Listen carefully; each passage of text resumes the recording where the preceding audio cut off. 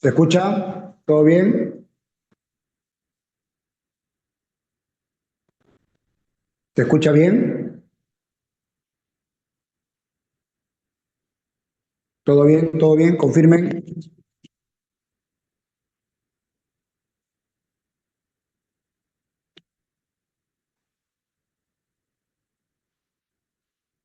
Bien, bien, listo. A ver.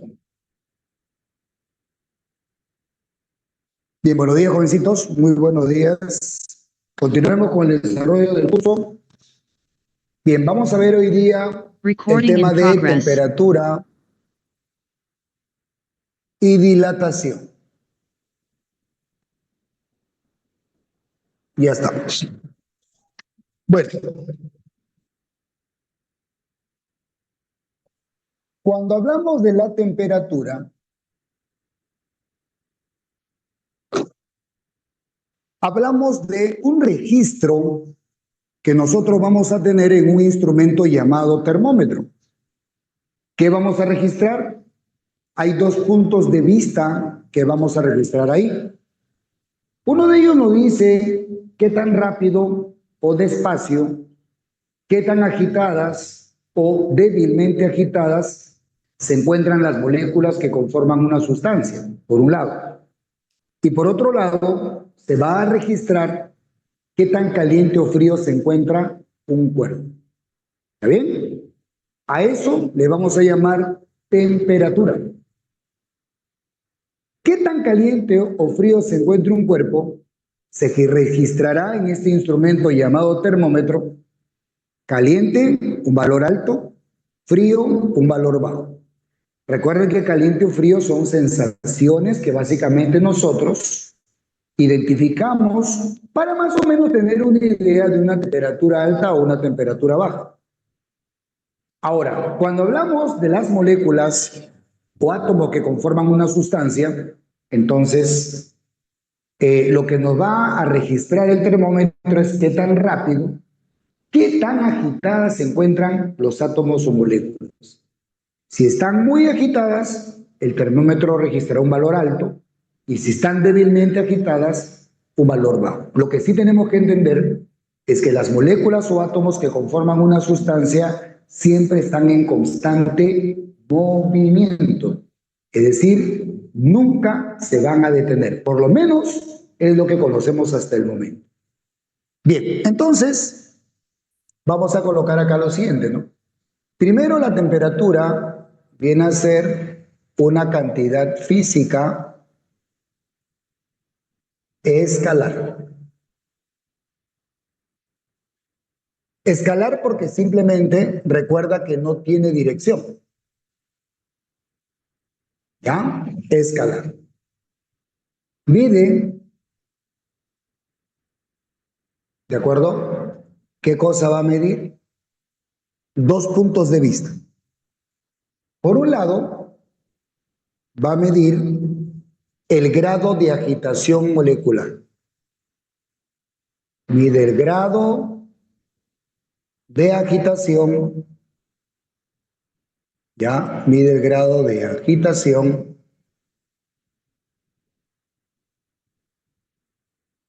de las moléculas. Moléculas o átomos, ¿no? ¿Ya? Esto bajo el punto de vista microscópico, es decir, teniendo en cuenta lo que nosotros no podemos ver.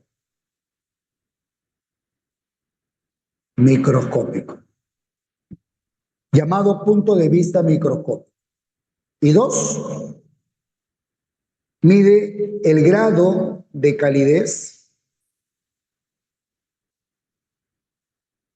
grado de calidez o frialdad de un cuerpo. Bueno, esto bajo el punto de vista macroscópico. Y es lo que básicamente hacen nuestras mamitas, nuestras abuelas o de repente nuestras tías o tíos que simplemente generamos un contacto térmico, ¿no? Para ver qué grado de calentura presenta, por ejemplo, el hijo o el nieto, el sobrino, cuando está enfermo, ¿no? Ya lo corroboramos con el termómetro. Esto bajo el punto de vista macroscópico, porque es lo que nosotros podemos observar, ¿no? Desde afuera. Ya está. Listo.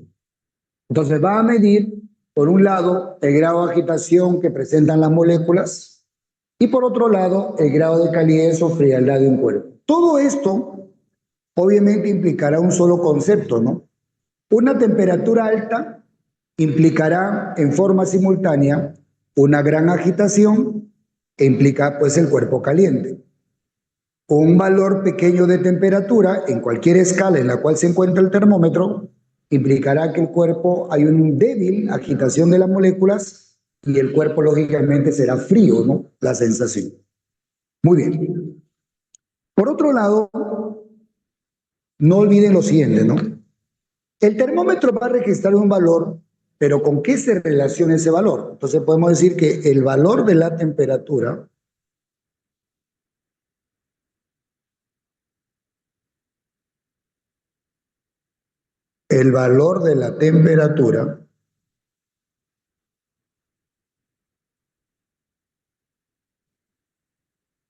está demostrado que es directamente proporcional a la energía cinética molecular promedio.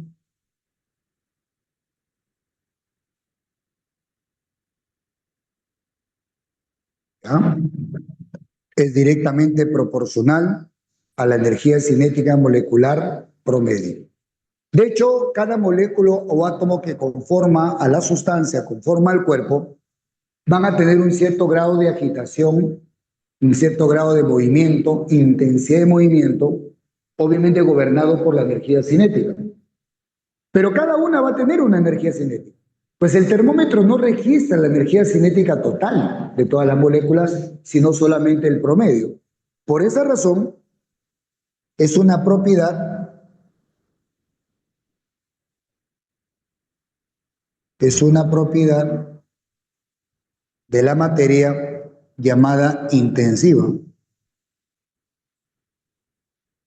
¿Correcto? Es una propiedad intensiva, ya que no depende de la masa. No depende de la masa. Ya está. Pues ahí tenemos qué es lo que representa para nosotros la temperatura. ¿Está? Ahora, su unidad en el sistema internacional,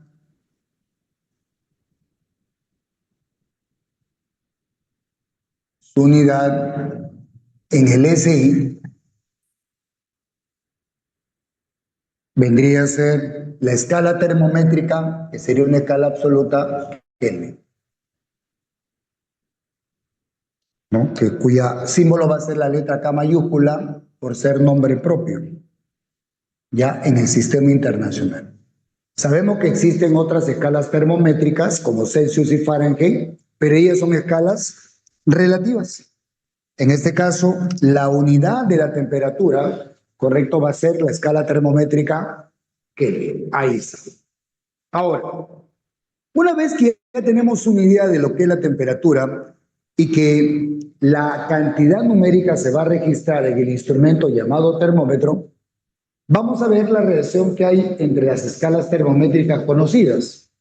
Y ello nos va a permitir también tener la idea de cómo resolver problemas cuando hay otras escalas termométricas que no son conocidas. ¿Cómo resolver? Bueno, en primer lugar, vamos a ver cuáles son las escalas termométricas que nosotros vamos a usar. Ponemos acá entonces escalas termométricas.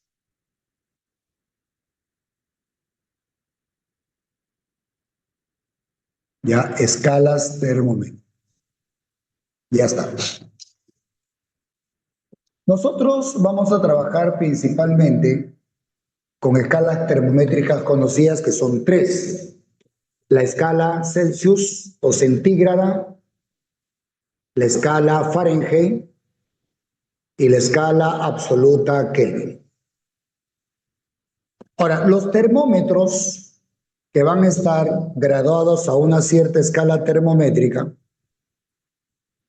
y nos va a indicar numéricamente el grado de agitación molecular o el grado de calidez o frialdad.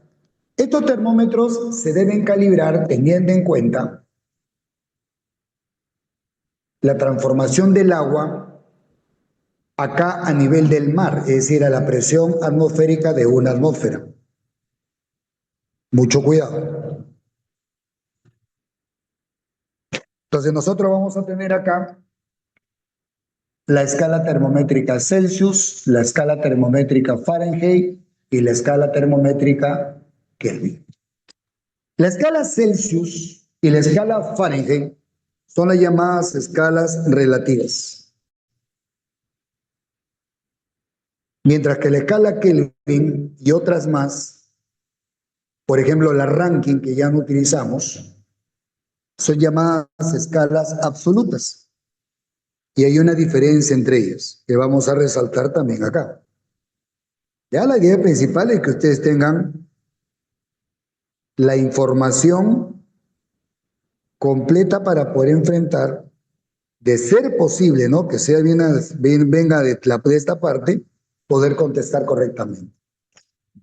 Bien, acá nosotros vamos a tener la escala termométrica Celsius y Fahrenheit, que se conocen como escalas relativas.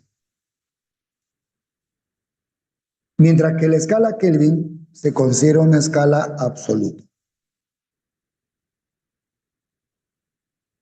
Bueno, las escalas relativas, cuidado, pueden contemplar valores negativos, ¿correcto? Entonces, por acá, las escalas relativas consideran, ¿no?, temperaturas negativas. Consideran temperaturas negativas. Las escalas relativas, como es Celsius y Fahrenheit, son las escalas que aparecen en los termómetros que tenemos en casa y en los hospitales. Entonces podemos poner acá, son de uso doméstico y clínico. Ahora, las escalas absolutas no consideran temperaturas negativas. No consideran temperaturas negativas. Eso significa que el mínimo valor que puede tener cualquier escala absoluta será el cero. Y estas son de uso científico. Son de uso científico. Ya está. Bien. Ahora, para nosotros cambiar los termómetros, vamos a tomar en cuenta las transformaciones del agua. Por un lado, la ebullición del agua. Ebullición del agua. Pero adaptación atmosférica de una atmósfera, o sea, a nivel de mar. Igualmente, la congelación o solidificación del agua. Obviamente estamos mencionando la transformación de tener agua líquida a otra, ¿no? de líquido a vapor, ebullición, y de líquido sólido, congelación o solidificación. A la presión atmosférica de una ventiladora. O sea, repito, a nivel de mar. Bien, ¿cuáles son los valores que nosotros vamos a encontrar? Entre escalas termométricas va a haber equivalencias. Esto significa que un mismo cuerpo, cuando yo le mido su temperatura, un termómetro Celsius me arroja un valor, un termómetro Fahrenheit me arrojará otro, y un termómetro Kelvin me arrojará otro valor de la generación. Lo cierto es que en algunas escalas, no en todas, puede haber una, podemos decir, una coincidencia. Puede ser que de repente para cierta temperatura un termómetro Fahrenheit y un termómetro Celsius tengan el mismo valor. Y eso se le llama temperatura de coincidencia. Pero no siempre hay coincidencia en todas las escalas. Mucho cuidado. Entonces, mira, la emisión del agua en escala Celsius a la presión de una atmósfera se produce a 100 grados Celsius. ¿Correcto? A 100 grados. Eh, En la escala Fahrenheit se produce a 212. Significa que este valor es equivalente a este valor. Y acá sería 373. La congelación de agua a la escala Celsius se realiza a 0 grados Celsius, 32 grados Fahrenheit y 273 Kelvin. Grados Celsius, grado Fahrenheit, y acá no se dice grado Kelvin, sino simplemente Kelvin. Estas tres temperaturas son equivalentes y estas tres temperaturas son equivalentes. ¿Por qué? Porque me están registrando la misma temperatura, pero diferentes valores porque son diferentes escalas, ¿no? Por ejemplo, un metro es lo mismo que 100 centímetros. Es la misma longitud, da igualito. 100 grados Celsius es la misma temperatura que 212 grados Fahrenheit y va a ser la misma temperatura que 373 Kelvin. Mucho cuidado. Ahora, hay una temperatura a la cual el cuerpo puede descender, pero menor que él no. Se conoce como el cero absoluto. Sin embargo, experimentalmente no se ha llegado a esas temperaturas. Las temperaturas podrían ser las siguientes. En Celsius, menos 273, en Fahrenheit, menos 460, y en Kelvin, 0. En el cero absoluto, teóricamente se acepta que las moléculas dejan de moverse, pero experimentalmente no se ha llegado al cero absoluto. Por lo tanto, el cero, digamos, realmente no existe. ¿Está bien? Pero se ha podido encontrar matemáticamente, ¿no? Hasta qué temperatura puede bajar el cuerpo de acuerdo a cierta. Significa que no existe una temperatura, o sea, un 273 y menos. No existe un cuerpo de temperatura de 460 y menos. De hecho, no existe un cuerpo que se pueda hacer Kelvin y menos. Por lo tanto, la temperatura negativa no existe. Por lo tanto, yo podría tener en cuenta, por ejemplo, ¿cuál temperatura no podría ser?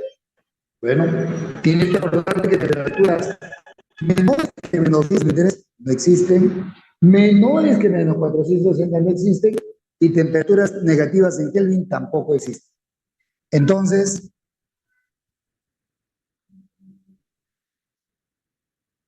teóricamente, en el cero absoluto y teóricamente, las moléculas, teóricamente porque en realidad experimentalmente no se ha comprobado, solo matemáticamente, teóricamente las moléculas dejan de moverse. Dejan de moverse.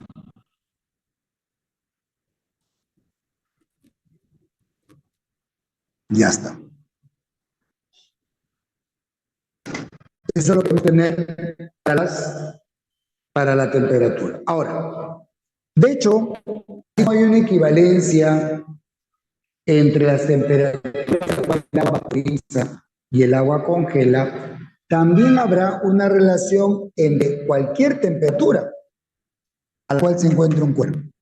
Entonces vamos a llamarse a la temperatura del cuerpo en Celsius, vamos a llamar a la temperatura del mismo cuerpo pero en Fahrenheit, y vamos a marcar a la temperatura del mismo cuerpo pero expresado en Kelvin. Entonces va a haber una relación, correcto, una equivalencia de escalas. Ponemos entonces equivalencia entre escalas.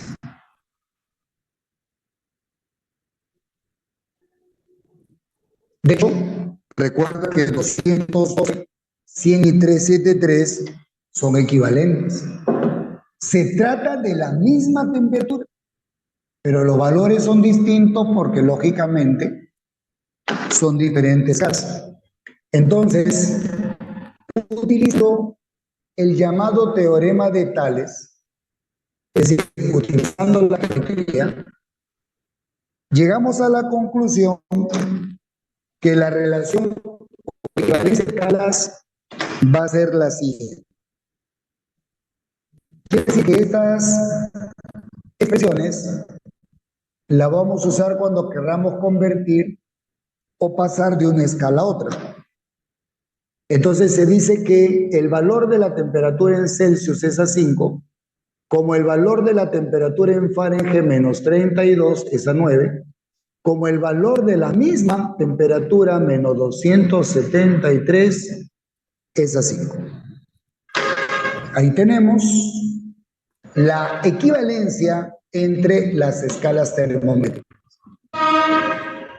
Significa que si nosotros, por ejemplo, tenemos la temperatura del cuerpo en Celsius, entonces yo puedo igualarla con este segundo término y voy a encontrar la temperatura, la misma temperatura, pero en Fahrenheit. Igualmente si igualo con estos dos, entonces yo puedo pasar de una escala a otra sin ningún problema.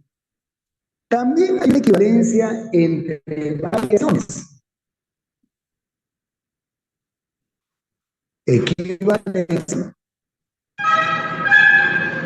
entre variaciones. Es decir, entre cambios de temperatura. Entre variaciones de temperatura. Ahí está. A ver, vamos a ver cuáles serían. Bueno, vamos a tener la siguiente ecuación. Variaciones. Ya sea que aumente o disminuya. Entonces, se establece que el incremento o variación de temperatura en Celsius es a 5, como la variación de temperatura en Fahrenheit. Una variación puede ser un aumento o una disminución, es a 9, como la variación de temperatura en Kelvin es a 5. Esto es para variaciones, ya sea que el cuerpo se caliente o se enfríe. Ya está. Con esto llegamos a una conclusión importante, ¿no? Que los cambios de temperatura en Celsius y en Kelvin son los mismos. Los cambios de temperatura en Celsius y en Kelvin son los mismos. No hay que olvidar eso. Muy bien. Ahí tenemos entonces lo que es temperatura. Ahora, lo cierto es que si yo, por ejemplo, un problema, tengo otras escalas que no son conocidas, lo que vamos a tener que hacer es armar nuestro cuadrito y luego saber esta fórmula que lo relaciona de esta manera. Para eso vamos a utilizar el teorema de Tales, del cual obviamente sale esta demostración. Pero mientras el problema hable de Celsius y Fahrenheit, prácticamente esta fórmula.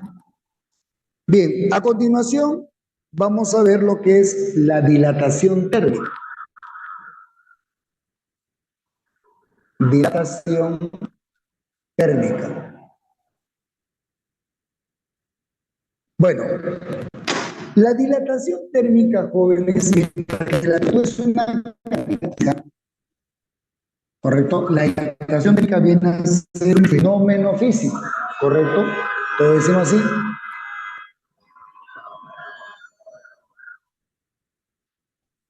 Fenómeno físico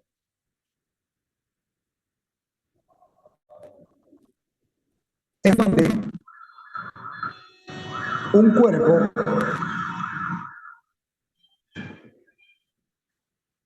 aumenta sus dimensiones, o sea, su tamaño es más grande. Un cuerpo aumenta sus dimensiones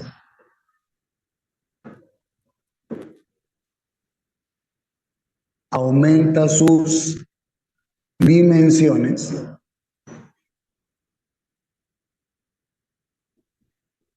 al incrementar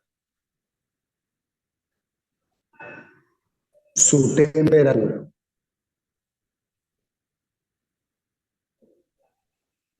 Al incrementar su temperatura, lo que equivale a decir que se calienta, ¿correcto? Se calienta.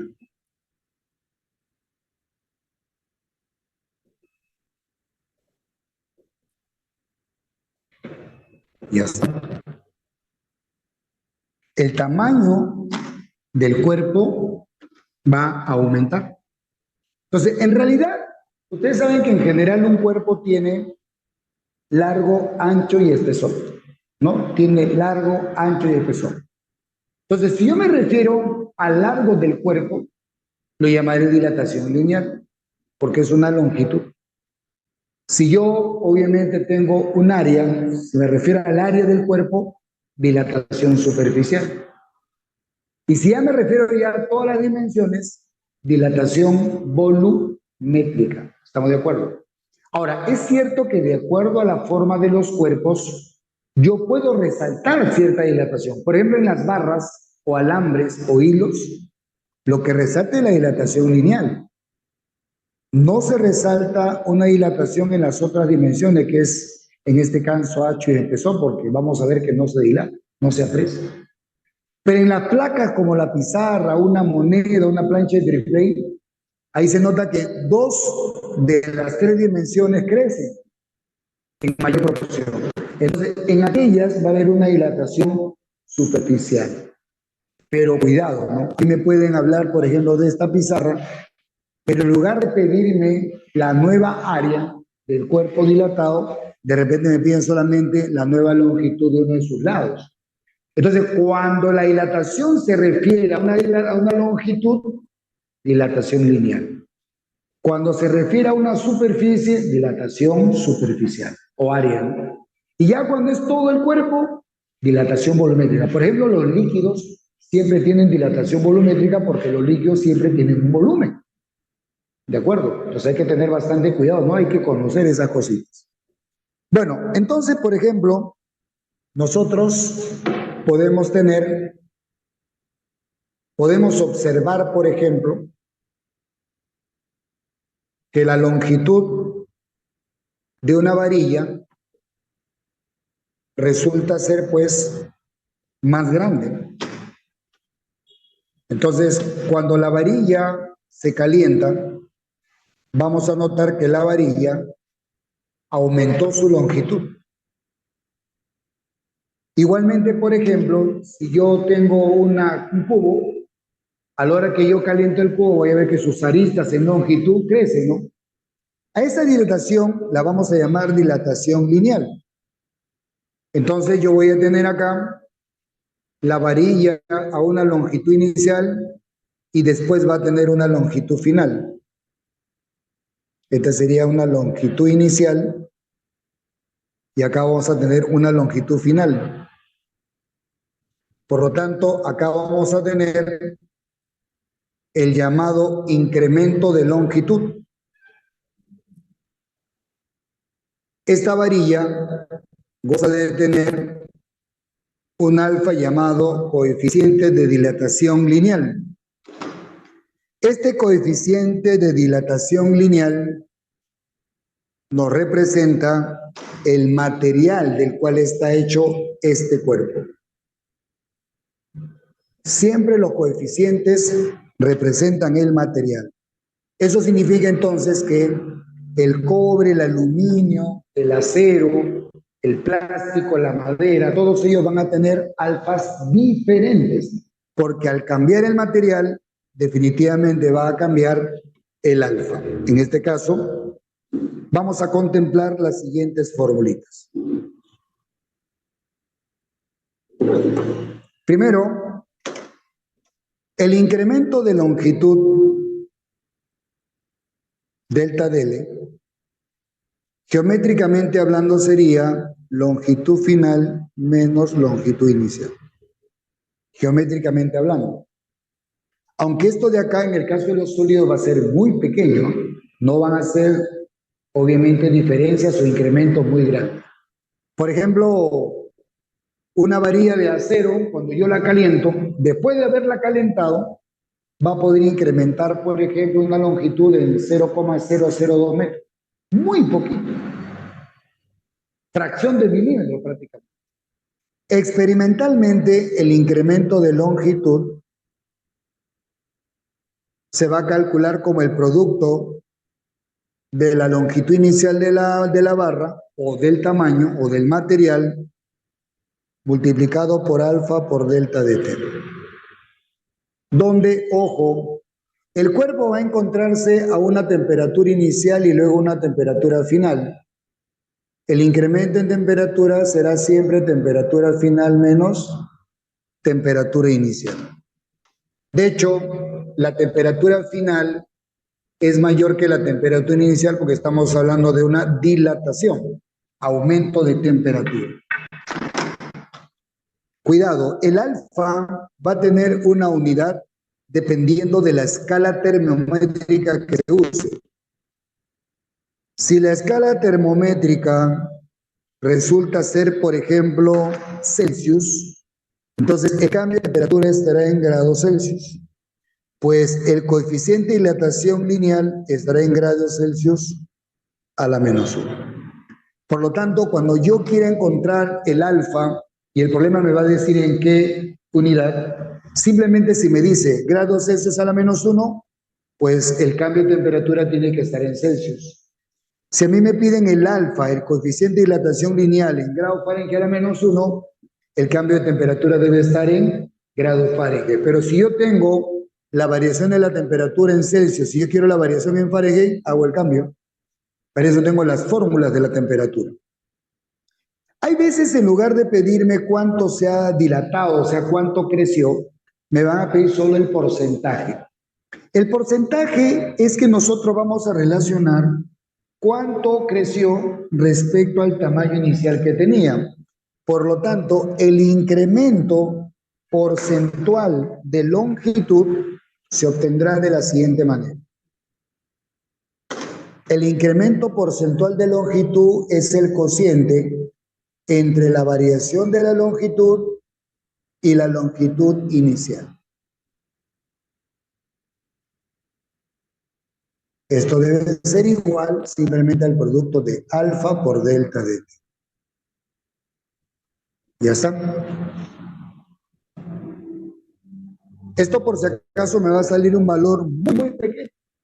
Porque recuerda que en el caso de sólidos, sus dilataciones son muy pequeñas y los alfa son valores muy pequeños.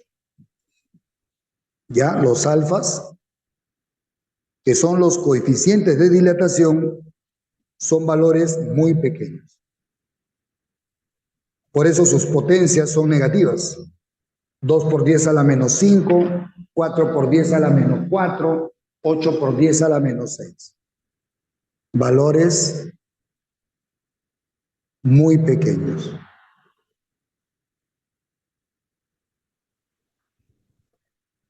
Esto explica por qué los incrementos de longitud son muy pequeñitos. ¿De acuerdo? Son muy pequeños, sobre todo en el caso de los sólidos. Muy bien. Entonces, este delta del entre L sub 0 me va a salir una fracción muy pequeña, ¿no? Por ejemplo, 1 sobre 1000, 2 sobre 10.000, lo cual significa que en decimales puede ser 0,002, 0,005, o en porcentaje, por ejemplo, 0,1%, 0,03%. Valores muy pequeñitos, ¿ya? ¿Todo claro hasta ahí por el momento? ¿Alguna preguntita hasta ahí? ¿Todo bien? Estamos en lo que corresponde a la dilatación lineal, ¿correcto? Ok, bien, muy bien, perfecto. Ahorita estamos en la dilatación lineal que se aprecia generalmente en barras, hilos, alambres. Pero lo cierto es que si un cuerpo se dilata, yo puedo centrarme en la dilatación de uno de los lados. Obviamente sería dilatación lineal. Muy bien, vamos a hacer la captura.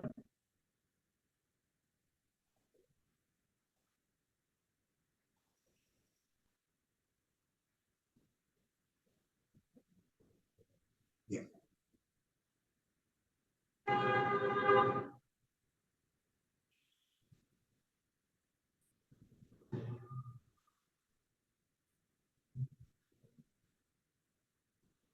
Bien.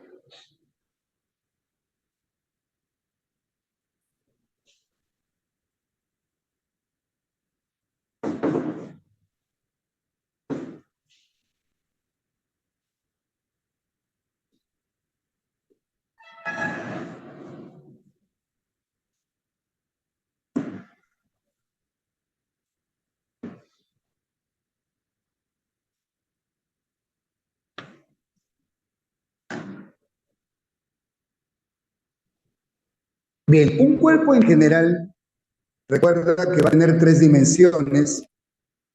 ¿No? Entonces, lógicamente, si hablamos de ese cuerpo, como las tres dimensiones se van a dilatar, va a tener una dilatación volumétrica. Pero también yo puedo centrarme, por ejemplo, si hablamos de una caja, puedo centrarme en la dilatación de una de las caras de la caja, lo cual sería una dilatación superficial. O puedo centrarme en la dilatación de un lado de la caja, una arista, dilatación lineal. Lo cierto es que cuando nosotros nos referimos a un área, ¿no? A un área específicamente, por ejemplo, puede ser una placa, ¿correcto? Puede ser una placa, o de un cuerpo, su área, por ejemplo, de un tarro de leche, ¿no? Pero yo me centro en la dilatación de una de las tapas. Entonces, lógicamente, la tapa corresponde a un área. Entonces, esta área se puede hacer también más grande. Y cuando hablamos de la dilatación de una área o de una superficie, entonces hablamos de una dilatación superficial. En este caso, estamos hablando de dos dimensiones. Entonces acá nosotros vamos a tener un área inicial y vamos a tener un área final. Ya está. Entonces, lo que estamos observando acá, entre la línea llena y la línea punteada, vendría a ser para nosotros el incremento de área. Correcto. Esto de acá vendría a ser el incremento de área debido al cambio de temperatura. Entonces, ese incremento de área, que básicamente se nota en las placas, en las láminas, pero que también en un cuerpo cualquiera se puede percibir si nos centramos en una superficie del cuerpo, ¿no? Entonces, el incremento de área geométricamente sería el área final menos el área inicial. Experimentalmente, el incremento de área será igual al área inicial por el llamado coeficiente de dilatación superficial, que sería 2 alfa, multiplicado por delta de T, donde delta de T ya saben que es temperatura final menos temperatura inicial. Igualmente, si alfa depende del material, 2 alfa también. Por lo tanto, el incremento porcentual de área sería igual el producto de 2 alfa multiplicado por delta de t. Recuerda que 2 alfa es el coeficiente de dilatación superficial. Cuando ya obviamente nosotros trabajemos de todas las dimensiones, por ejemplo, una esfera tiene un cierto tamañito, ¿no? Una esfera ya tiene un tamaño, pero la esfera ya es un cuerpo volumétrico, ¿no? Entonces nosotros, si dilatamos la esfera, la vamos a ver más grande. De hecho, su radio ha crecido. Entonces va a haber un incremento de volumen. Pero ten cuidado. A mí me pueden estar hablando de una esfera, pero no necesariamente debo tener en cuenta un incremento volumétrico. Porque de repente, de toda la esfera, que si bien es cierto, sé que el volumen aumenta, de repente me podrían pedir el incremento en el radio de la esfera. Entonces ahí lo que nosotros vamos a observar es un cambio en la longitud, que el radio es una... Entonces esta esfera va a tener un volumen inicial y va a tener un volumen final. Y lo que está con verde estaría representando el incremento de volumen. Ya está. Entonces también vamos a tener formulitas para el volumen. En este caso, el incremento de volumen, geométricamente hablando, es volumen final menos volumen inicial, ¿no? Incremento de volumen sería igual a volumen final menos volumen inicial. Pero experimentalmente el incremento de volumen será igual al producto del volumen inicial por beta. Beta es el coeficiente de dilatación volumétrico por delta de t. Y si quiero yo el incremento porcentual de volumen, pues simplemente lo que me están pidiendo es el cociente entre la variación de volumen y el volumen inicial. Esto sería el producto de beta por delta de t. Esto puede expresarse en fracción decimal o también en porcentaje. Por lo general se expresa en porcentaje. Igual, ¿no? La unidad del beta va a depender de la escala termométrica en la cual vamos a trabajar. El beta, al igual que el alfa y el 2 alfa, dependen del material. Este beta, por si acaso, resulta ser 3 veces alfa. Entonces, muchas veces yo voy a querer encontrar una dilatación volumétrica, o sea, un delta de V, pero me dan el alfa. Entonces lo tengo que multiplicar por 3. O sea, hay que estar muy atento a los datos que nos da el ejercicio. Una nota importante es que, ¿qué pasa cuando los cuerpos tienen huecos o tienen cavidades? ¿No? Por ejemplo, yo tengo acá una lámina que tiene este tamaño y tiene una cavidad. Se le ha cortado un pedazo. Muy bien. ¿Qué sucede cuando esta placa se calienta? Inmediatamente la placa se va a hacer más grande. Porque los lados de la placa crecen. Entonces vamos a notar que el área crece. Pero así como los lados de la placa crecen, los lados del hueco también. Entonces el hueco se hace más grande. Eso significa que cuando un cuerpo se dilata, sus cavidades o huecos que puedan tener también crecen. Entonces, si hay un incremento de área en el cuerpo, va a haber un incremento de área en el hueco o cavidad. Ahí está. Esto nos muestra que hay un hueco. Así. Ya está. Entonces, este hueco, esta cavidad, Es una cavidad o hueco, tiene un área inicial. Y no olvidemos que este cuerpo tiene un alfa. Si es área, sería 2 alfa. Entonces, ¿cómo encuentro el incremento de área de la cavidad? Es decir, este hueco va a tener un área final, donde el área final va a ser el área inicial más el incremento. Entonces, el incremento de área de la cavidad será igual, y aplico la fórmula, como si estuviera hecho del material de la placa. Será el área inicial de la cavidad por 2 alfa por delta de t. Así de fácil. Porque claro, recuerden que si hay un hueco es porque hemos sacado parte de ese material. Por eso puedo usar tranquilamente el 2 alfa. Entonces, cada vez que tengamos un hueco o una cavidad, primero, los huecos y cavidades, así como el cuerpo crece, también crecen. ¿De acuerdo? Y se pueden calcular teniendo en cuenta, pues, de qué está hecho el material cuya cavidad se ha dado. En este caso de esta placa, tomo el alfa de la placa, ¿no? Mucho cuidado.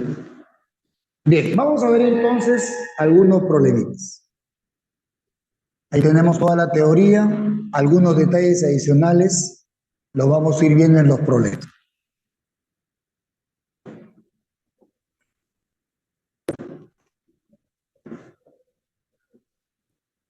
Bien,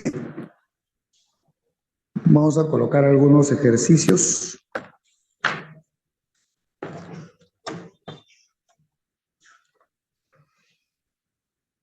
A ver.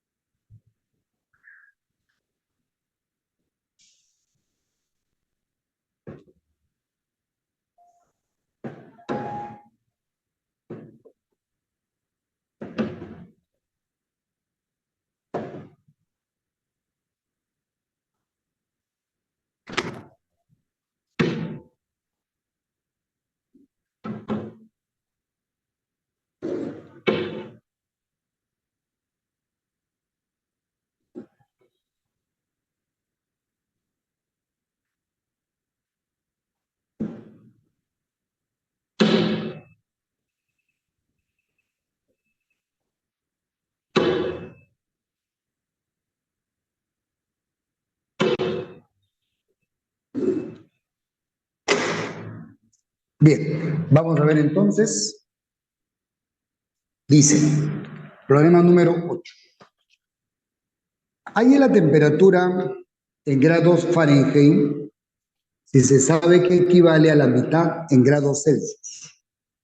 Nos están dando una relación entre los valores que tiene la temperatura en Fahrenheit y Celsius.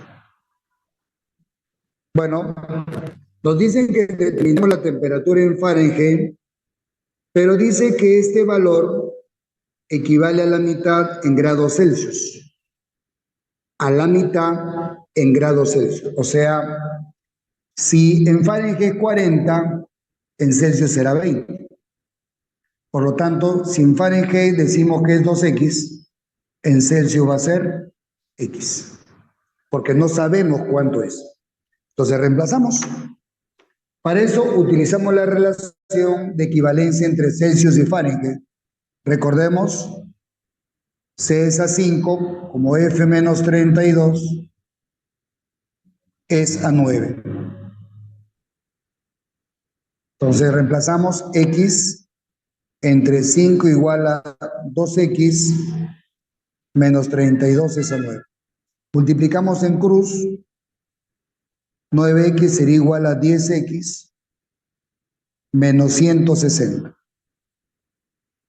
Y con esto calculamos x. Por lo tanto, equivaldría 160. Por lo tanto, ya tengo f. F que es la temperatura en Fahrenheit, resulta ser 2x, que sería 320 grados Fahrenheit. Y ya está. Esa sería la respuesta al ejercicio. 9. Un incremento de temperatura, una variación de temperatura en 20 grados equivale a, y la respuesta como está en Fahrenheit, nos piden ese equivalente en Fahrenheit. Incremento. El incremento en temperatura en Celsius es a 5, como el incremento en temperatura en Fahrenheit es a 9. Entonces reemplazamos. El incremento de temperatura en Celsius por dato es 20. 20 es a 5, como delta BF es a 9. Muy bien, acá podemos tranquilamente. Y nos queda que el incremento de temperatura en Fahrenheit sería 36 grados Fahrenheit. Y ya está, eso es todo. Variación, cuidado, ¿ah? Leamos bien el ejercicio. No me piden la temperatura, me están pidiendo solamente la variación, su equivalente en variación. 12. Un termómetro Celsius defectuoso indica 105 grados y menos 5 grados Celsius para la ebullición y solidificación del agua respectivamente. Indique para qué temperatura en Celsius este termómetro defectuoso indicará una lectura correcta. Recordemos que la lectura correcta, entendamos que la lectura correcta se va a dar en el termómetro Celsius correcto. Entonces, ¿qué te parece si hacemos esto? Voy a tener un termómetro en una escala Celsius correcta y el termómetro con Celsius defectuoso vamos a considerarlo otra escala termométrica. Defectuoso. Y como ya tú recordarás, los termómetros se calibran teniendo estos dos puntos de transformación del agua, ¿no? Ebullición y solidificación. Bueno, recordemos que por acá tenemos la ebullición y acá tenemos la solidificación o congelación del agua.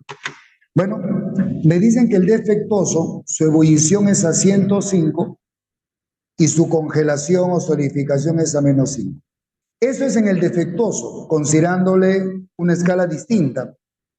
Bueno, recordemos que Celsius correcto, la ebullición se da a 100, mientras que la congelación o solidificación se da a 0. Pero a mí me dicen que a qué valor de temperatura el defectuoso debe estar marcando lo correcto. Es decir, el defectuoso debe marcar lo que está marcando el Celsius correcto. Eso significa que el defectuoso con el Celsius ahí están coincidiendo. Lo cierto es que en algunas escalas va a haber temperatura de coincidencia, o sea, el mismo valor, no en todas. Entonces, a esa temperatura de coincidencia la vamos a llamar X. Ambos están marcando lo mismo. Ahora, obviamente, como yo no tengo la fórmula que relaciona estas escalas, entonces voy a tener que armar mi formulita. Para eso, voy a utilizar el teorema de Tales, donde se relacionan segmentos. Cuidado. Los segmentos son proporcionales. Lo que tenemos nosotros en el gráfico son puntos, pero los segmentos van a ser resta entre puntos. Entonces, empezamos. Este segmento sería x menos 0. Y en el otro lado sería x menos 5. En este lado, 100 menos 0. Y acá sería 100 menos 5. Perdón, 105 menos 5, que sería 110. Y acá solamente quedaría 100. Y acá solamente quedaría x. ¿Está claro? Entonces, multiplicamos en cruz, pero primero podemos cancelar un cerito. Y nos va a quedar que 11x resulta ser igual a 10x más 50. Y con esto determinamos x, que valdría 50. Entonces, 50 grados va a estar marcando en ese momento el defectuoso y el correcto. Pero solo ahí coincide, pues las temperaturas van a ser diferentes. ¿Hasta ahí todo claro? ¿Alguna pregunta? ¿Alguna pregunta hasta ahí? ¿Todo bien? Muy bien, Villena, perfecto. ¿Alguien más? ¿Todo bien?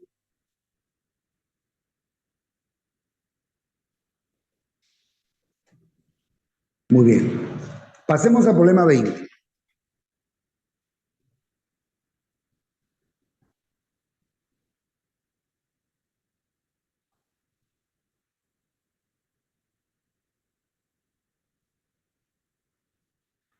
Problema 20. Dice, suponga que el área de una lámina de aluminio a 40 grados Celsius es de 500 centímetros cuadrados. Halle la nueva área a 140 grados Celsius. Para el aluminio, el alfa, que es el coeficiente de dilatación lineal, 2,4 por 10 a la menos 5. Bueno, nos están pidiendo la nueva área, pero la nueva área la vamos a poder calcular si nosotros al área inicial le sumamos el incremento de área. ¿Está bien? Entonces vamos a hallar primero el incremento de área.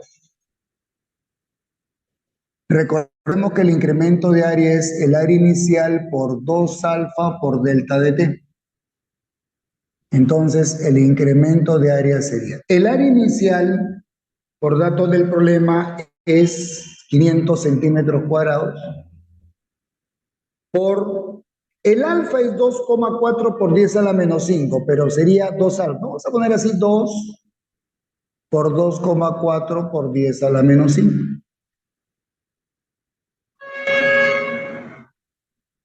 Y todo por la variación de la temperatura de 40 a 140 sería así.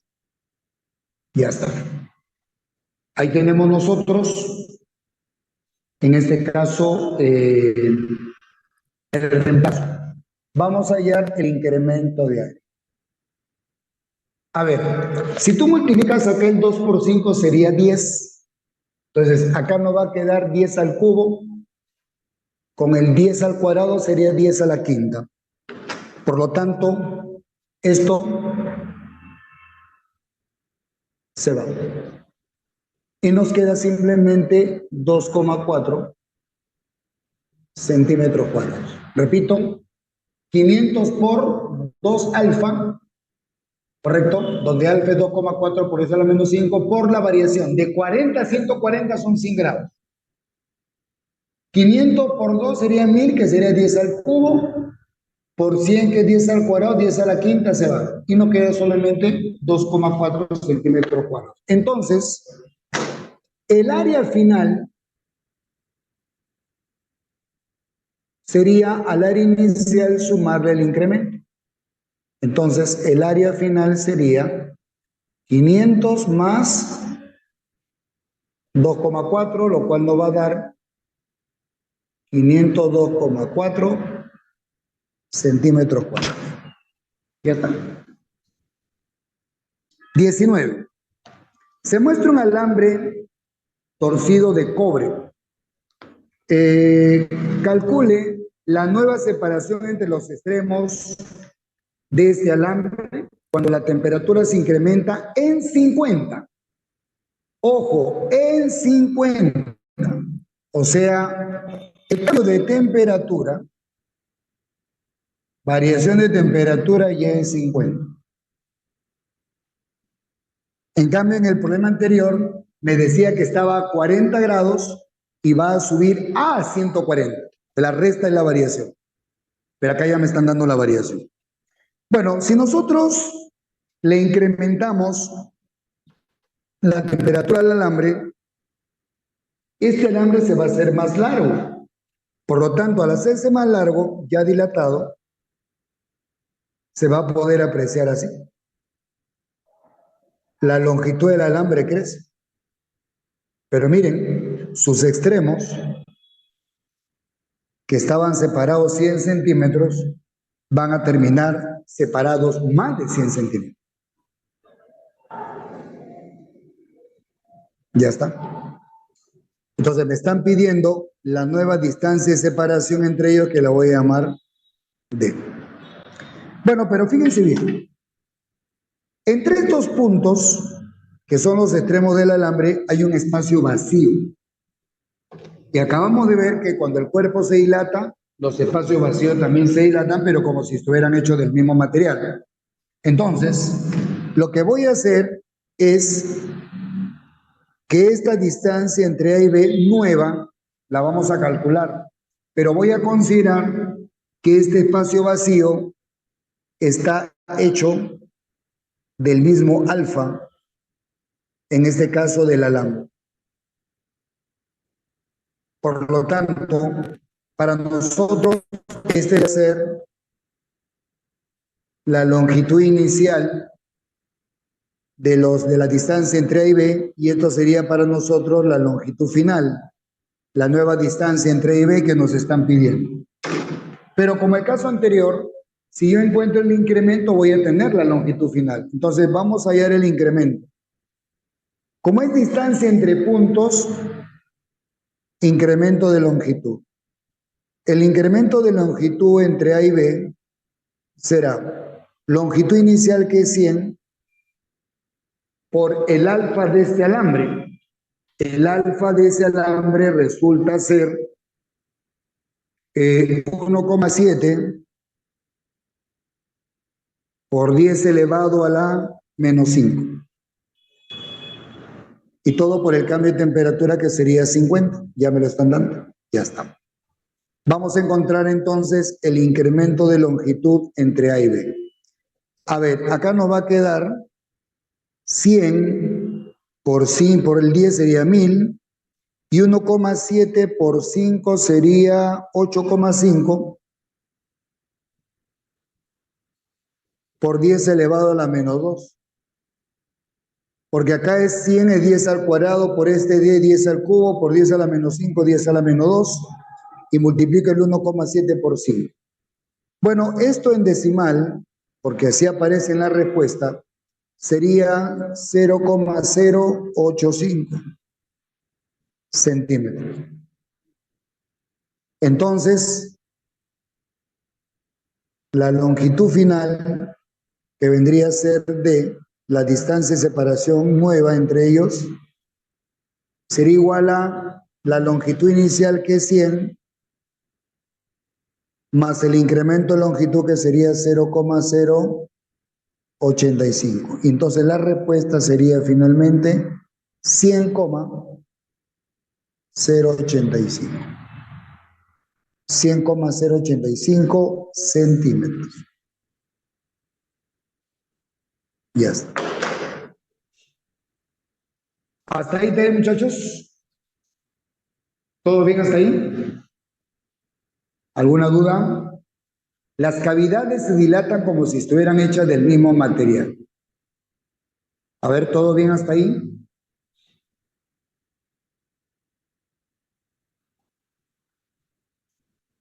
¿Todo claro?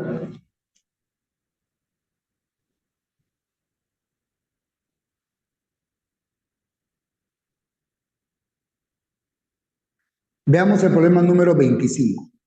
Dice, un matraz, o sea, un recipiente de vidrio Pyrex, nos dan el beta, cuidado, coeficiente de dilatación volumétrico, se llena con 50 centímetros cúbicos de mercurio, nos dan el beta del mercurio.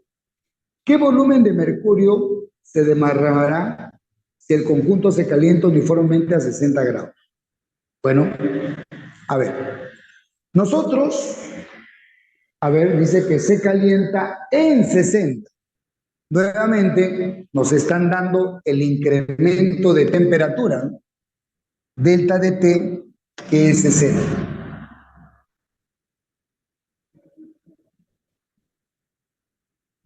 Y ya está. Bueno, lo que está con negrito viene a ser el recipiente, que es el matraz, y está lleno de mercurio. Entonces, al estar lleno de mercurio, pues nos damos cuenta que el volumen del mercurio y el volumen del matraz es el mismo, ¿no? 500 centímetros cúbicos. Esto estaría representando el volumen inicial. Yo no sé a qué temperatura está, pero me están dando ya el incremento. Entonces, a la temperatura inicial el sistema está así. Ahora, a la temperatura final ya calentado, recorremos algo. Cuando, por ejemplo, nosotros, a ver, medimos la temperatura con un termómetro, observen lo que ocurre. Este es el vidrio del termómetro y recordemos que adentro está el mercurio. ¿Ya? Entonces, cuando se coloca el termómetro dentro del cuerpo, nosotros vamos a ver que el mercurio comienza a dilatarse hasta que va a estar por acá. Claro, en el caso del mercurio se nota, ¿no? Cómo se dilata el mercurio. La pregunta, ¿se habrá dilatado el vidrio?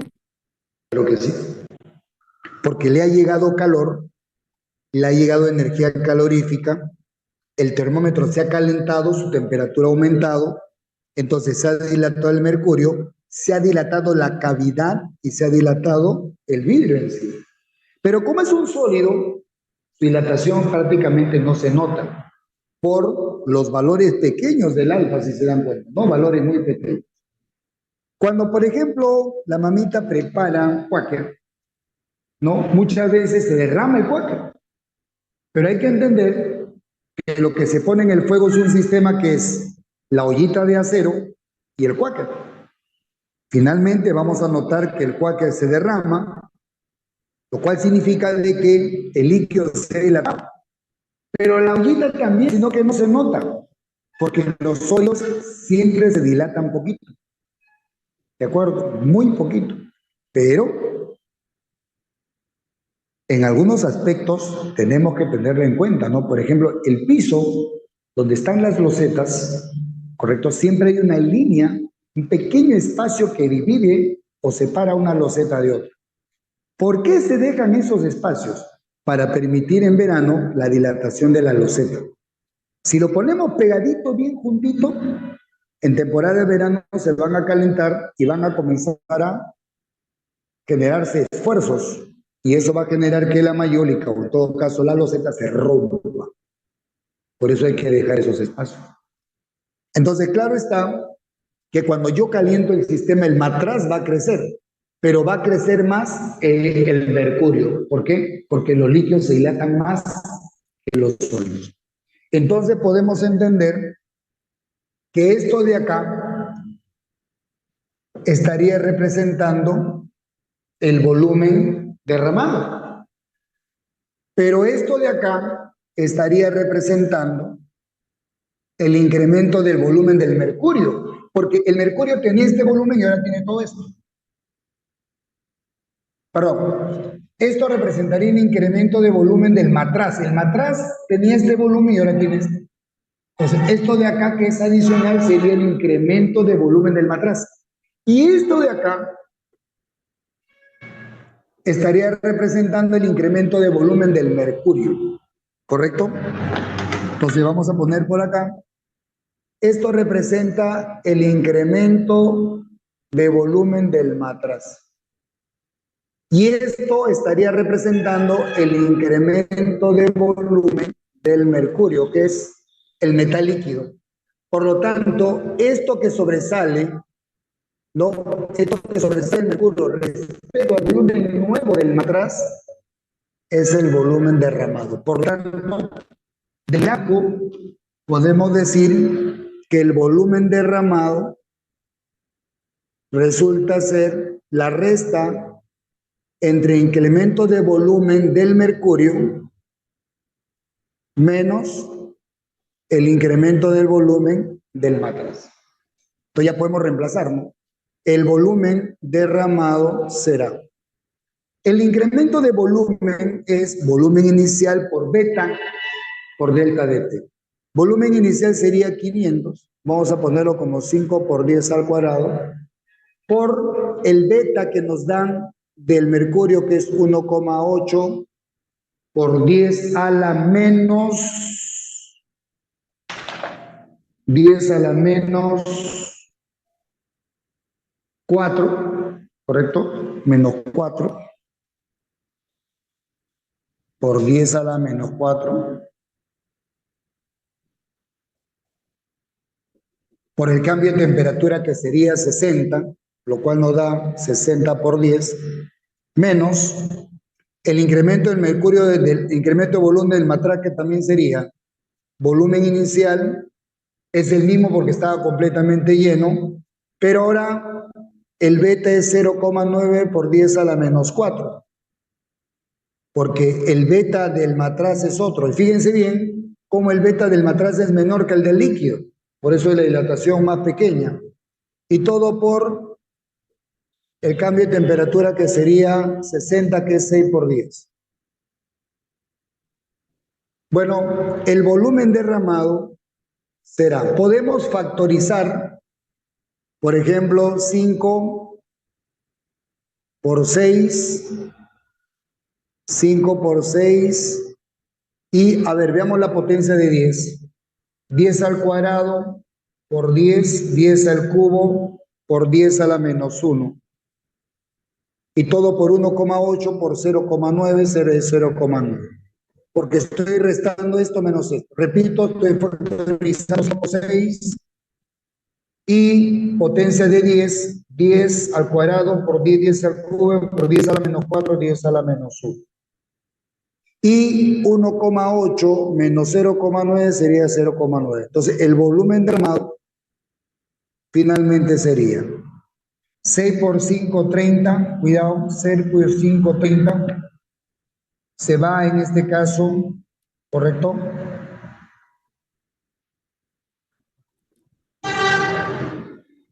¿Está bien?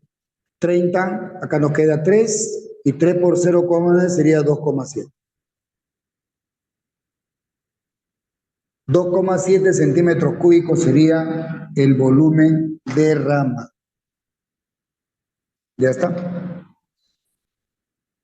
Con eso entonces tenemos ese problema resuelto.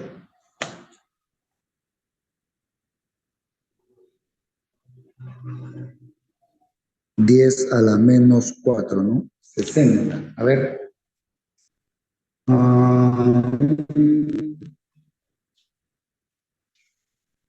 500. 5 por 10 al cuadrado. 66 por 10. A ver, estoy factorizando 5 por 6. 10 a la menos 1.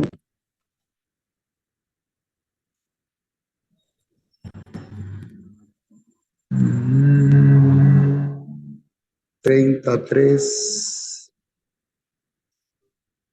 1,8 menos 0,9.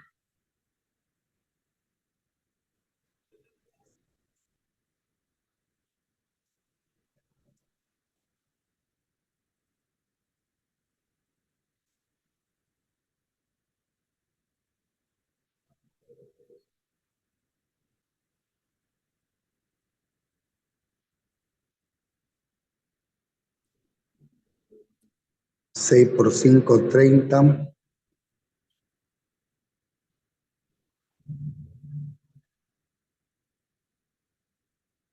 Sale 2,7. A ver. Ah, perdón. Son 50 centímetros cúbicos. Acá es 50. Pues acá sería 5 por 10, nada más.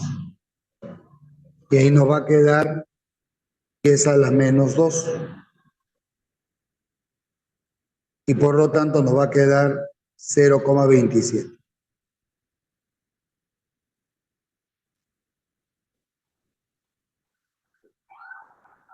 Sería el volumen derramado. Pero no hay que olvidar que los dos se dilatan, pero se dilata más el líquido que el sólido.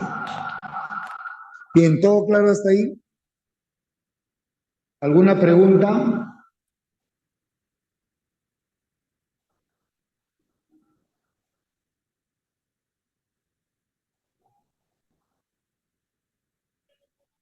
¿Todo claro? ¿Todo bien?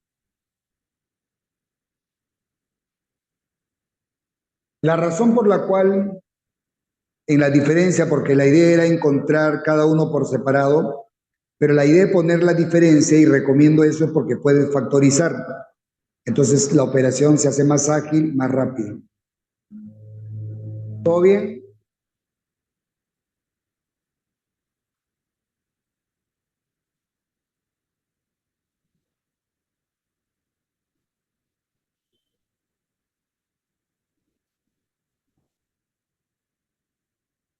Bien. Entonces vamos a borrar para continuar.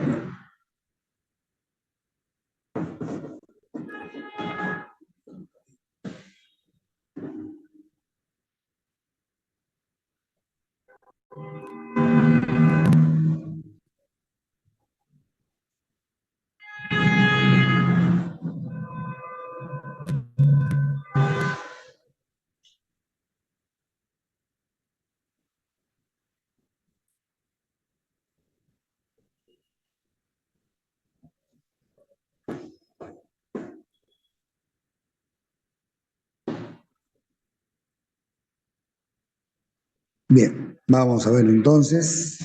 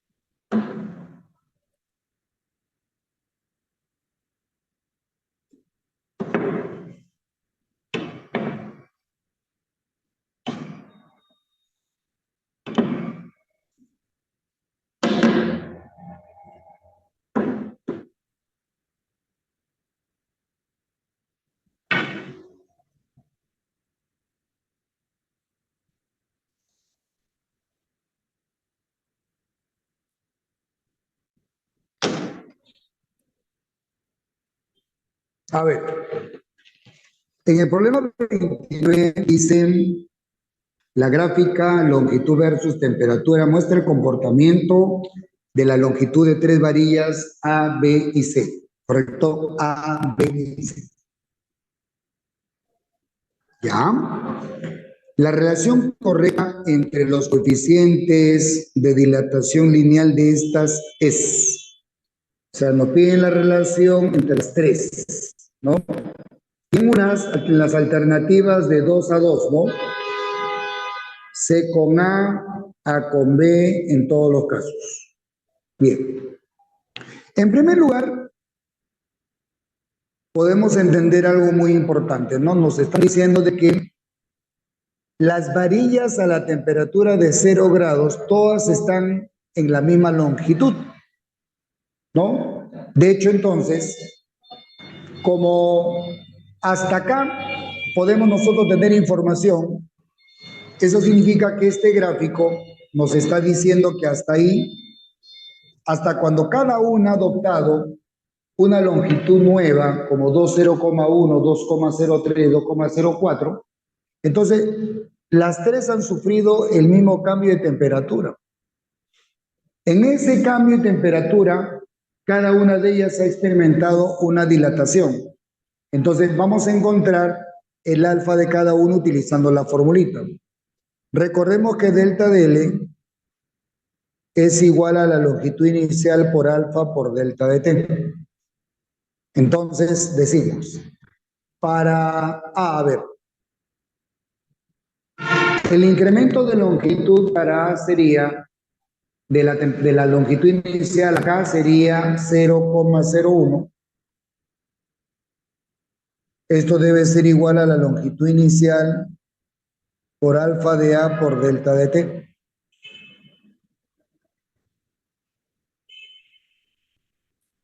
Por lo tanto,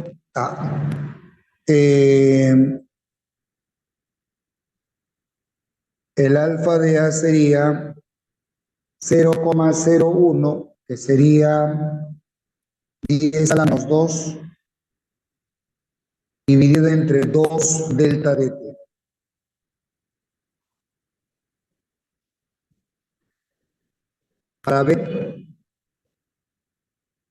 Para B, el incremento de longitud sería de 2 a 2,03, sería 0,03,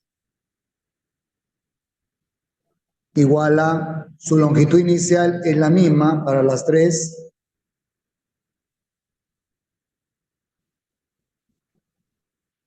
Sería 2 por alfa de B por delta de T. El mismo cambio de temperatura. Entonces, alfa de B será 0,03 es 3 por 10 a la menos 2 entre 2 veces delta de T. Luego tenemos para el cuerpo C. Bien, para el cuerpo C vamos a tener lo siguiente.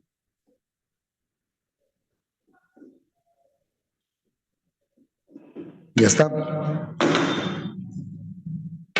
Para C aplicamos la fórmula y la variación sería 0,04. Igual a longitud inicial 2 por alfa C delta de T. Entonces alfa de C sería 4 por x al menos 2 sobre 2 por delta de t. Y tratamos de mantenerlo así para que los denominadores sean iguales. Entonces, a mí me están pidiendo, nos dan como resultado relaciones entre A con C y A con B. Entonces, a ver, si relacionamos A con B, podríamos decir que alfa de B resulta ser el triple de alfa de A. Y relacionando con A y C sería 4 veces. Alfa de C resulta ser 4 veces el alfa de A. De hecho, los alfas son distintos.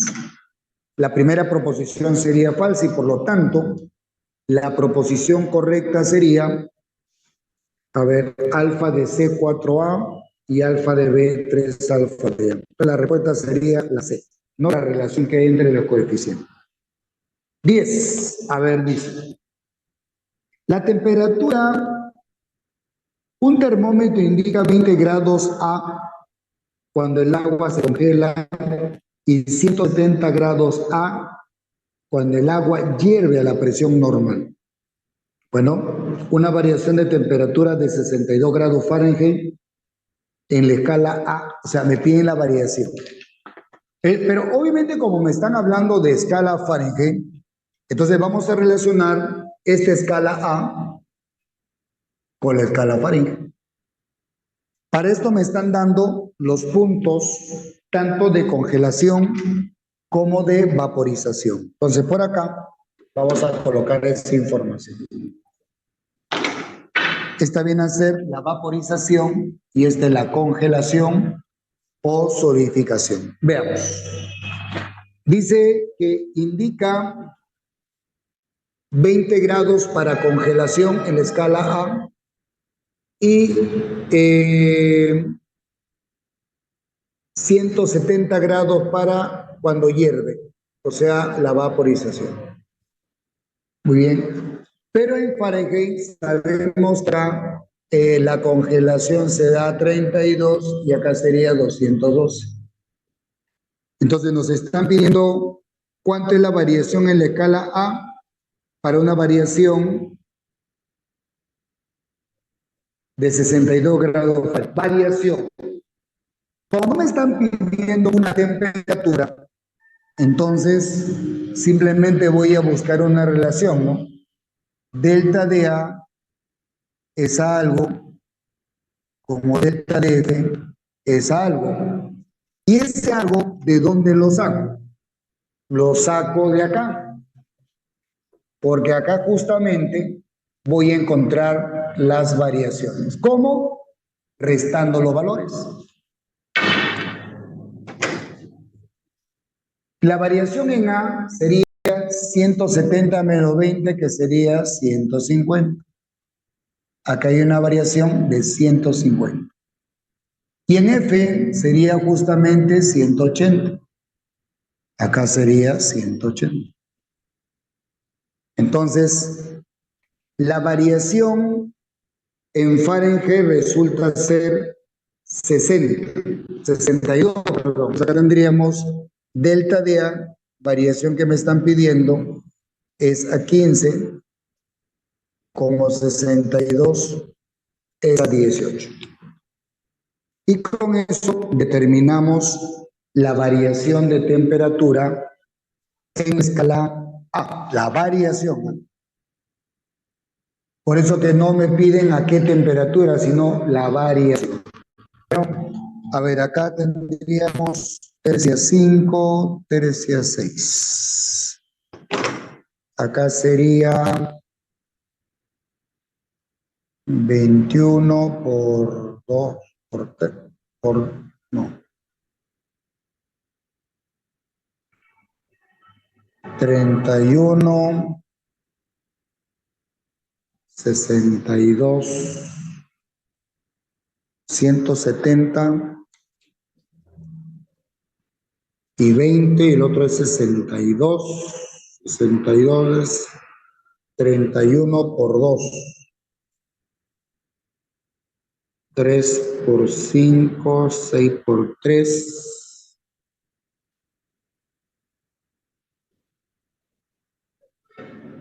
Ya.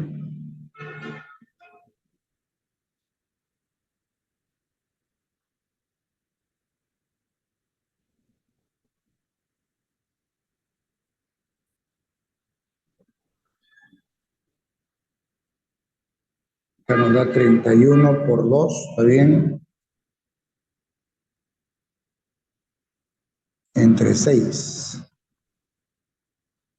Pero no va a salir exacto.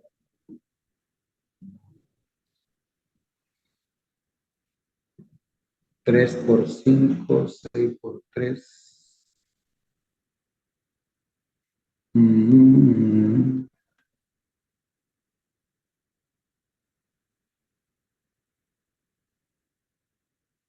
Una variación de temperatura de 62 grados Fahrenheit, 212 y 32.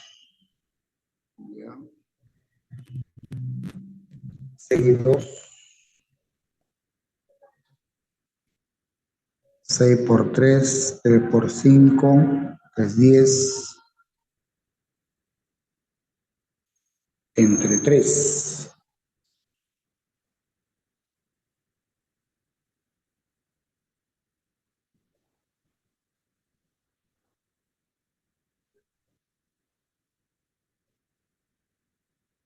62 grados Fahrenheit,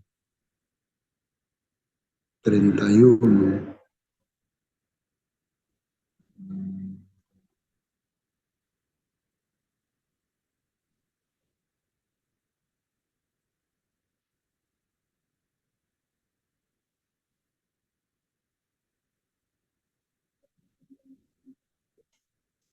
170,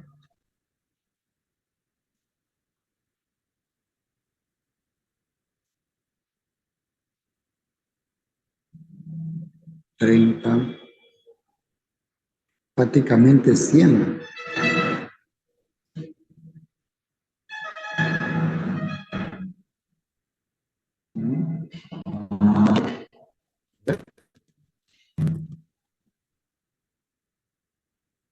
El agua hierve. Una variación de temperatura de 62 grados Fahrenheit. Si fuera 60 sería 60, 6 sería 10. Bueno, para mí que no es 62, debe ser de repente 60. Vamos a ponerle acá 60 porque no cuadra. Acá sería 150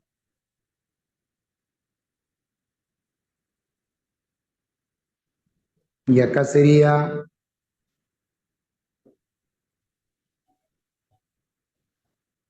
70 y acá sería 180. Entonces acá sería 15, 6, acá sería 60. 60 es acá. Vamos a ponerle 60. Variación para el problema, ¿ya? Por lo tanto, nos daría una variación de 50 grados Celsius. Ahí está. Déjame un error ahí en el dato.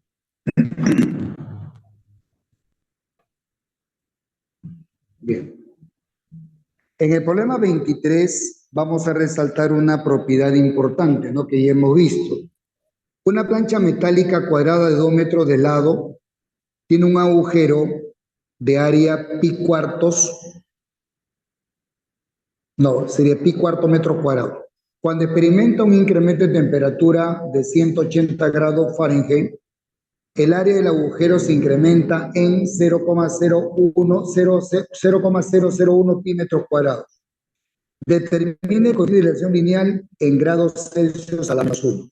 Ya.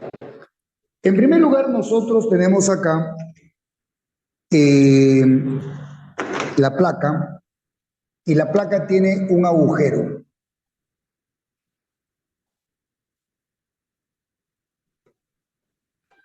Entonces, más o menos la situación es esta. La situación inicial, observen el tamaño de la placa y del agujero,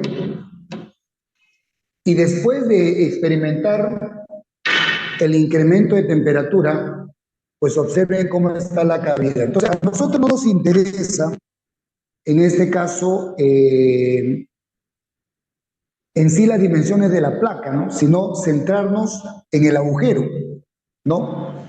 Nos dicen que este agujero tiene un área inicial de pi cuartos. Y acá vamos a tener finalmente un incremento de área del agujero que equivale a 0,001 pi. 0,001 pi. Ahí está. Del agujero. También tenemos un incremento de temperatura de 180 grados Fahrenheit. Cuidado ahí. Bueno, como queremos nosotros encontrar el coeficiente de dilatación lineal en grados Celsius a la menos 1, el primer paso, ¿cuál va a ser?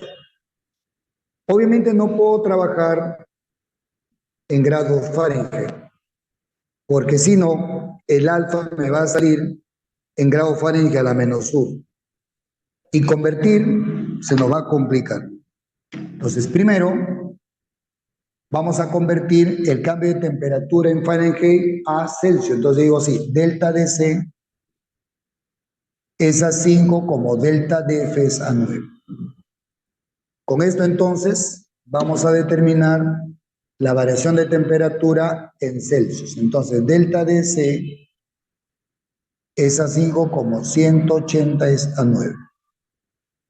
Con esto ya determinamos el cambio de temperatura en Celsius. Con esto ya el alfa nos va a salir en la unidad correcta. Cuando es 20 estamos hablando de 100 grados Celsius. Eso es lo que vamos a usar. Ahora vamos a aplicar la formulita. En este caso directamente para el agujero, porque recuerden que las cavidades se dilatan como si estuvieran hechas del mismo material.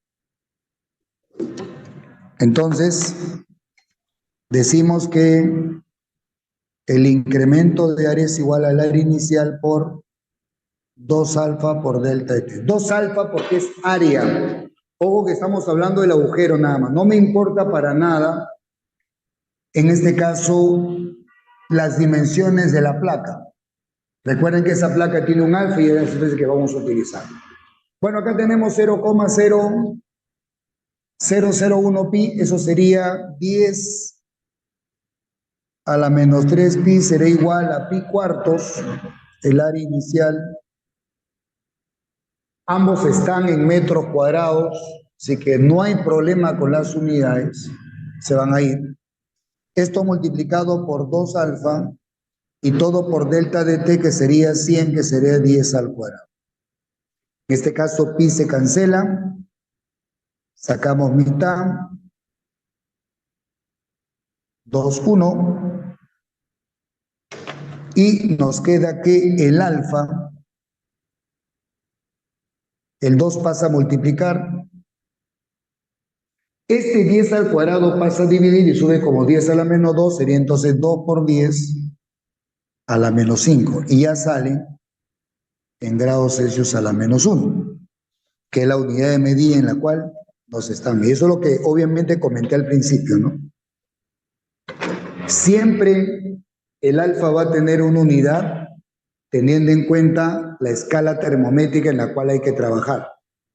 Como me están pidiendo el alfa en Celsius a la menos 1, este cambio de temperatura no puede estar en Fahrenheit. Por lo tanto, primero lo cambiamos. Para eso tenemos la ecuación de conversión. ¿Todo claro hasta ahí? ¿Alguna pregunta?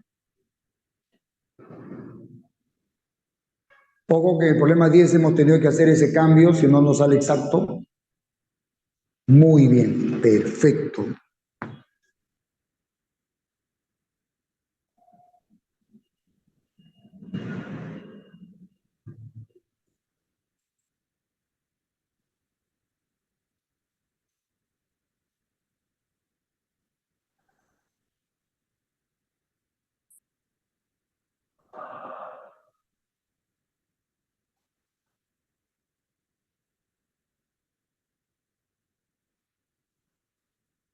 Bien, cuidado que en algunos casos nosotros tenemos que utilizar una dilatación volumétrico superficial, pero en lugar de darnos el coeficiente superficial y volumétrico correspondiente, ¿no? Respectivamente, nos dan el alfa y hay veces nos olvidamos. Ya, mira el problema número 24, cuidado ahí. Ya, vamos a poner en alerta esa situación. 24. Dice, a 20 grados Celsius, el volumen de una lata de cobre, cuyo alfa es 1,7 por 10 a la menos 5 Celsius a la menos 1, es de 1 litro. ¿Cuál es su volumen aproximadamente a 100 grados? Ya, ojo, nos están informando que la temperatura inicial es 20 y la temperatura final es 100, ¿no? Cuidado ahí. A 20 grados tiene un valor y cuál es su volumen aproximadamente a 100. No es que haya aumentado en 100. Entonces con esto, cuidado, ya tenemos el delta de T, que sería 80 gramos. Noten que en otros problemas ya me dan la variación, ¿cierto? Hay que tener cuidado en la lectura. Hay veces inclusive me dan la temperatura inicial y a su vez me dan la variación. O sea, hay que leer bien el problema. Muy bien. Entonces,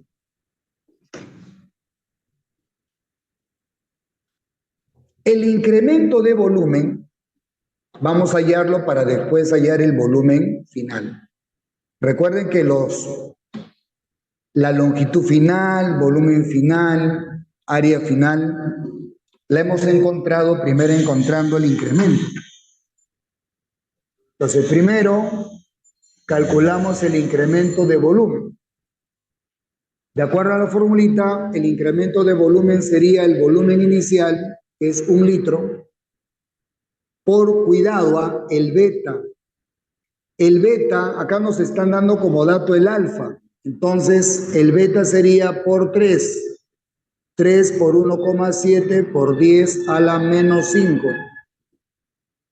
Y todo por el cambio de temperatura que sería 80. Con esto encontramos delta de V. En este caso sería, a ver,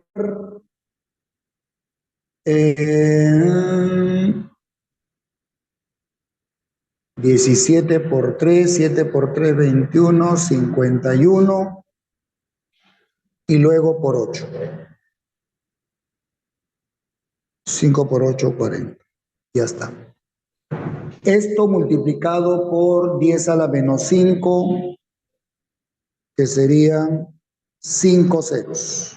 O sea, delta de V sería 408 por 10 a la menos 5, lo cual nos va a dar 0,00408.